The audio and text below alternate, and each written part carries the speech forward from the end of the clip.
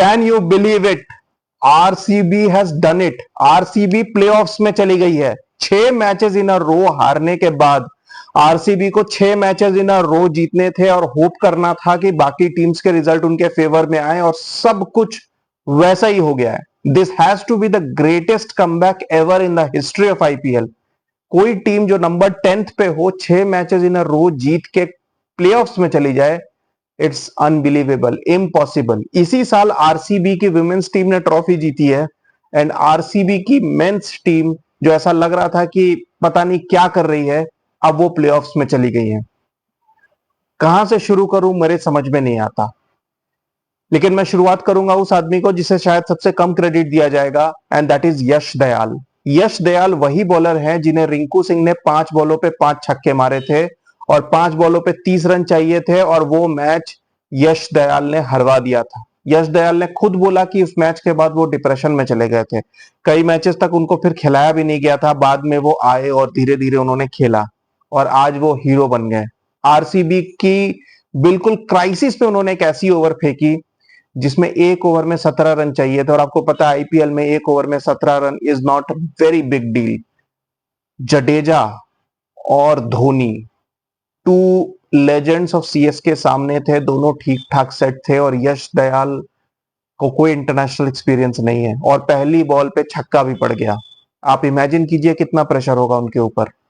लेकिन उन्होंने अपनी स्ट्रेंथ को बैक किया और 5 back of the hand slower balls फेंके, और उस 5 बॉलों पे सिर्फ 1 रन दिया और धोनी को डिसमिस किया। अनबिलीवेबल। तो यश दयाल को यहां क्रेडिट देना बहुत जरूरी है।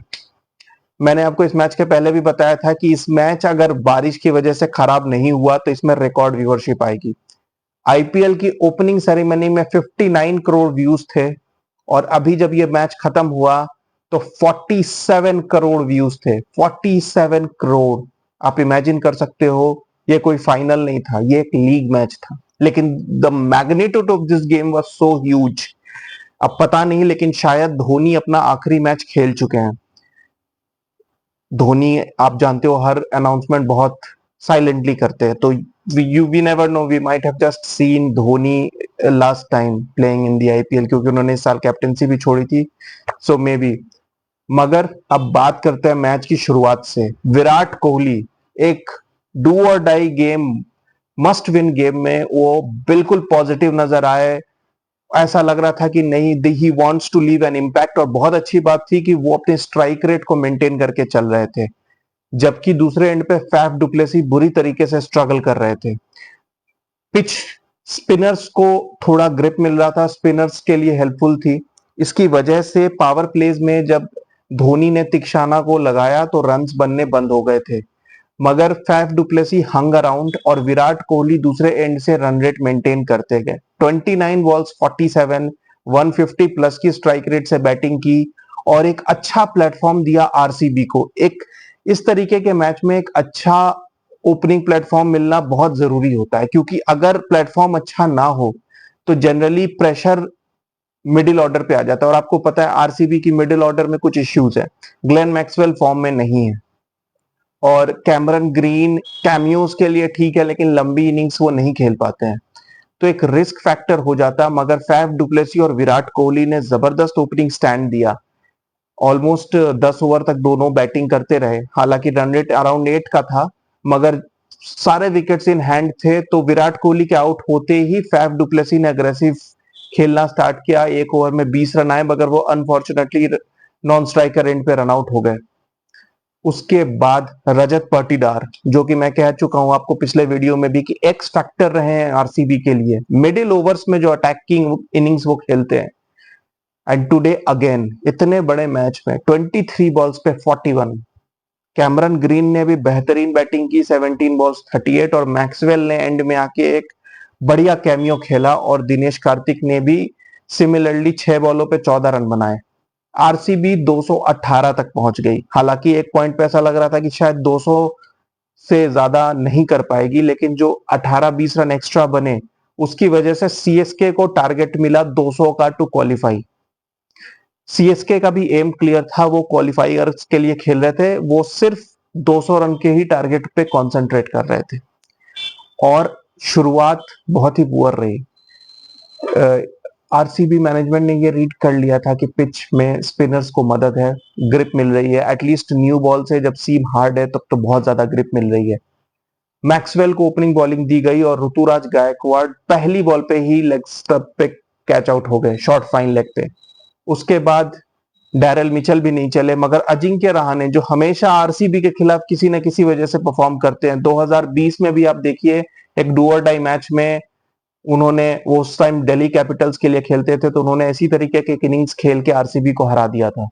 आज भी वो बहुत बढ़िया खेल रहे थे, बाकी काफी मैचेस से वो फ्लॉप चल रहे थे, मगर आज रहाणे ने बढ़िया बैटिंग की और ऐसा लगा कि उनकी पार्टनरशिप जो रविंद्रा के साथ चल रही है can be the game changing partnership. मगर रहाणे डिसमिस हो गए फर्ग्यूसन की बॉल पे, और उसके बाद शिवम दुबे ने जो किया, मेरे ख्याल से उनको याद आ गया कि वो पहले आरसीबी के लिए खेलते थे।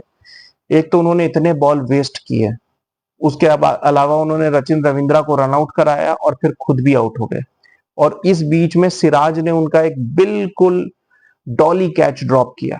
15 balls 7 runs in such a important game. I think Shivam Dube was the reason जो सीएसके ये टारगेट नहीं कर पाई।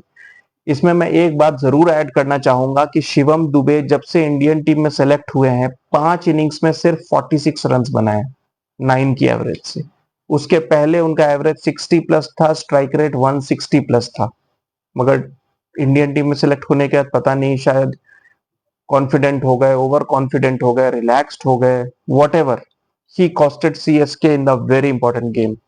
एंड में धोनी और जडेजा ने काफी कोशिश की, टारगेट के करीब ले गए, मगर it was a bit too far.